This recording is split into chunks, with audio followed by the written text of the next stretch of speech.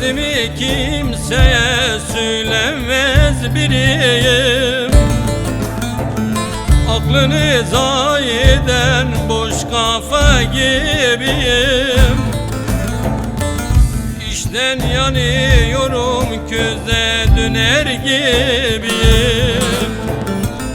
Aklını zayi eden boş kafa gibiyim.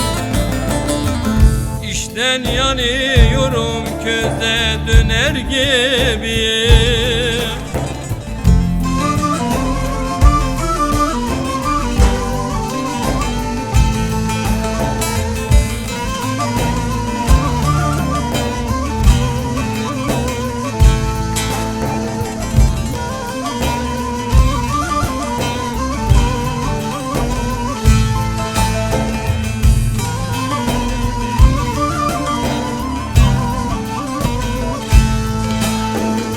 Yar benden ayrılmış, geri gelmiyor. Yarsız yatarsam uykum gelmiyor.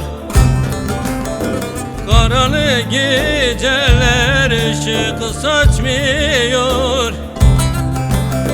Dünyada yar şirindir, doyum olmuyor.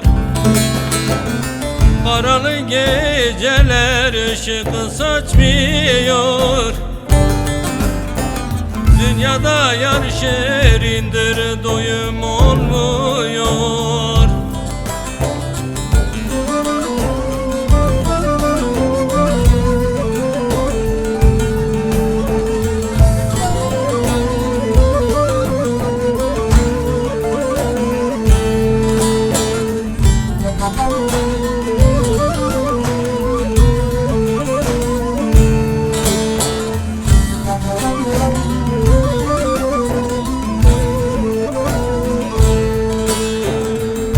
Seninle yaşamak ne güzeldir yar. Yoluna bakarım, belki gelesin yar. Gözlerimden yaş geliyor, sebebi var. Ayrılık ölümden beterdir şirin yar. Gözlerimden yaş geliyor, sebebi var. Ayrılık ölümden beterdir şirin yar.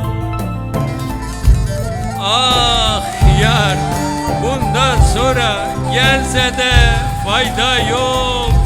Bittim, hastayım, yataktayım, dermanım yok.